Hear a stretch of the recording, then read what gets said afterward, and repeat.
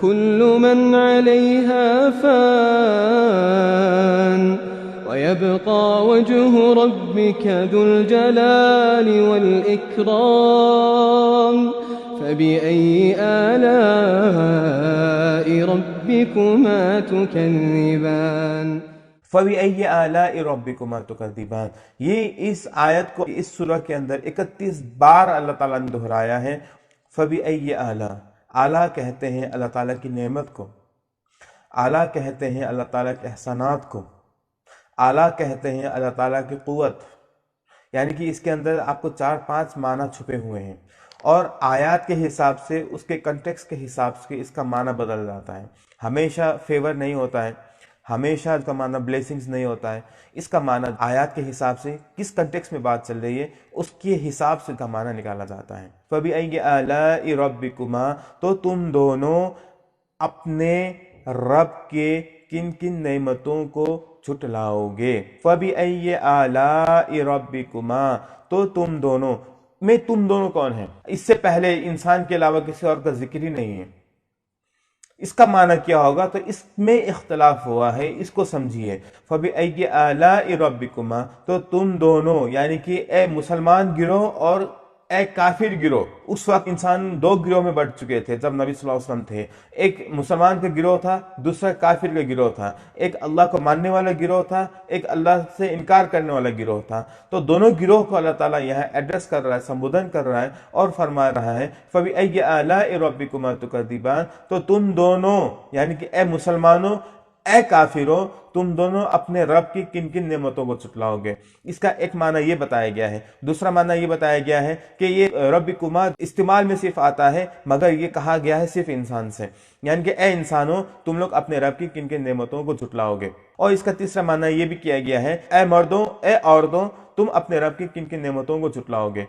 مگر زیادہ تر لوگوں نے اس کا معنی لیا ہے کہ اے انسانوں اور اے جنوں، تم لوگ اپنے رب کی کن کن نعمتوں کو جھٹلاؤ گے۔ تو زیادہ مضبوط اس میں مسلمان اور کافر ہونا ہے، مگر اکثر علماء نے جو ہے یہاں پہ انسان اور جن کو لیا ہے۔ ساری رائے ہمارے سامنے موجود ہے، ہم جس رائے کو چاہیں اپنا سکتے ہیں، سب صحیح ہوں گے انشاءاللہ، اس میں کوئی اختلاف والی بات نہیں ہے۔ چاہے ہم جن اور انسان مانیں، چاہے ہم انسان میں مسلمان اور کافر مانیں، چاہے مرد اور عورت مانیں یا صرف انسان مانیں، سبھی معنی اس کے اندر پائے جائیں گے۔ فَبِأَيِّ آلَاءِ رَبِّكُمَا تُكَذِّبَانِ، تو تم اپنے رب کی کن کن نعمتوں کو جھٹلاؤ گے۔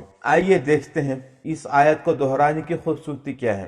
جہاں پہ جہنم کا ذکر آیا ہے، جہاں پہ جہنم کا اور عذاب دینے کا ذکر آیا ہے، وہاں 7 بار اللہ تعالیٰ نے فَبِأَيِّ آلَاءِ رَبِّكُمَا تُكَذِّبَانِ دہرایا ہے۔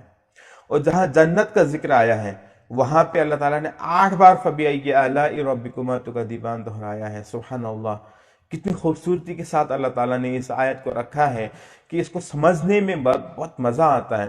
جب عذاب کا ذکر ہو رہا ہوتا ہے تو وہاں پہ اللہ تعالیٰ 7 بار اس کا ذکر کرتا ہے۔ کیوں؟ کیونکہ جہنم کے 7 دروازے ہیں۔ اور جب جنت کا ذکر ہو رہا ہوتا ہے تو اللہ تعالیٰ وہاں 8 بار اس کا ذکر کر رہا ہے۔ کیوں؟ کیونکہ جنت کے 8 دروازے ہیں۔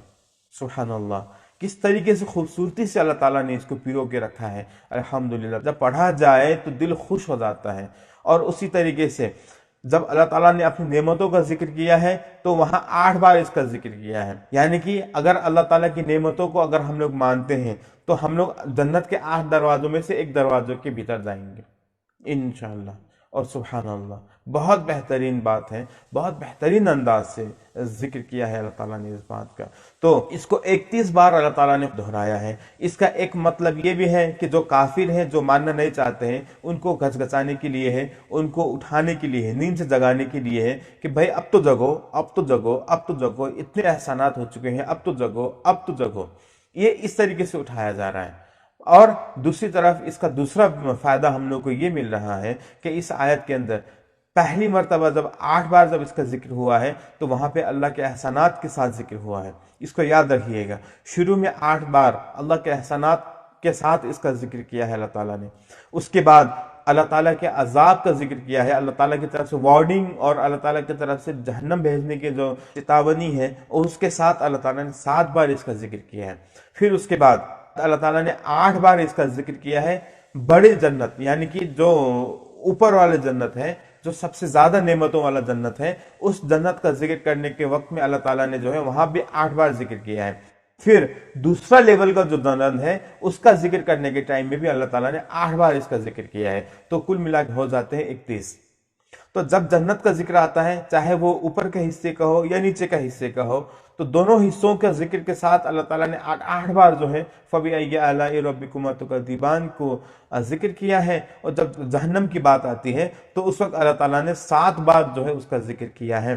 اور اسی کے ساتھ ساتھ جب اللہ تعالیٰ نے اپنے احسانات کو گنوایا ہے تو اس کے ساتھ اللہ تعالیٰ نے 8 بار اس کو گنوایا ہے۔ تو کیا ہی خوبصورت انداز سے اللہ تعالیٰ نے سورہ کو سجایا ہے کہ اس کو پڑھنے کے ساتھ ساتھ جو ہے ایک ہی آیت بار بار ریپیٹ ہو رہی ہے، ایک ہی آیت بار بار ریپیٹ ہو رہی ہے، مگر دل جو ہے بالکل سے بے چین ہو اٹھتا ہے جب اس آیت کا ذکر ہوتا ہے۔ جب اللہ تعالیٰ یہ کہتا ہے کہ فَبِأَيِّ آلَاءِ رَبِّكُمَا تُكَذِّبَانِ، اوپر احسان کا ذکر چل رہا ہوتا ہے، فوراً آ کر کے یہ آیت آ جاتی ہے کہ فَبِأَيِّ آلَاءِ رَبِّكُمَا تُكَذِّبَانِ، تو دل جو ہے بالکل دہل جاتا ہے، بالکل ایک دم تڑپ اٹھتا ہے، اللہ کا حمد بیان کرنے کے لیے دل بے چین ہو اٹھتا ہے۔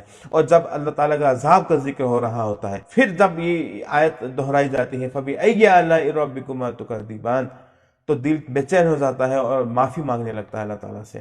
تو یہ چیز تبھی ہوگا جب ہم لوگ قرآن کو سمجھ کر کے پڑھیں گے۔ اگر اس کو صرف ہم لوگ رٹے رہیں گے تو اس سے کچھ فائدہ نہیں ملنا ہے۔ جو فائدہ اصل ملنا چاہیے، جو مقصد پورا ہونا چاہیے اس کا، قرآن کا، وہ مقصد پورا نہیں ہوگا۔ اسی لیے تلاوت میں بھی رکھنا چاہیے، مگر قرآن کو سمجھنا اس کا پہلا مقصد ہے، تلاوت اس کا سیکنڈری مقصد ہے۔ قرآن کو نازل کرنے کا پہلا مقصد ہی یہی ہے کہ اس کو سمجھا جائے، اس کے اندر کی نعمتوں سے فائدہ اٹھایا جائے۔ اس آیت کے اندر تکذیبان لفظ استعمال ہوا ہے، یعنی کہ جھٹلانا۔ جھٹلانا کسے کہتے ہیں، کن کن باتوں کو جھٹلانا کہا جاتا ہے، اب ہم سمجھیں گے۔ اس میں جھٹلانا 3 قسم کا ہوتا ہے۔ پہلی قسم یہ ہے کہ اللہ تعالیٰ کی نعمتوں کو جھٹلانا اس طریقے سے کہ یہ اللہ تعالیٰ نے نہیں دیا ہے، یہ میں نے خود کمایا ہے۔ اور دوسری قسم ہے جھٹلانے کا کہ اس بات کو تو مانتے ہیں کہ ساری چیزوں کو اللہ تعالیٰ نے ہی ہمیں دیا ہے، اس کے باوجود بھی اللہ تعالیٰ کا شکر ادا نہیں کرتے ہیں۔ اور تیسرا معنی یہ ہے کہ ہم لوگ سمجھ رہے ہوتے ہیں کہ اللہ ہی نے ہی دیا ہے، ہم لوگ مان رہے ہیں، اس بات کو بھی مانتے ہیں کہ اللہ تعالیٰ ہی کو شکر ادا کرنا چاہیے، مگر ہم لوگ نہیں کر رہے ہوتے ہیں۔ الا ماشاء اللہ، ہم تمام مسلمانوں کے یہی حال ہے، ہمیں پتہ ہے کہ اللہ نے دیا ہے، ہمیں پتہ ہے کہ اللہ تعالیٰ شکر کا حقدار ہے، اس کے باوجود ہم اللہ تعالیٰ کا شکر ادا نہیں کر رہے ہوتے ہیں۔ تو یہ ہم اکثر مسلمانوں کا یہ صورتحال ہے، یہ سچویشن ہے۔ اس لیے اللہ تعالیٰ ہمیں ایسے سچویشن سے بچائے، آمین ثم آمین۔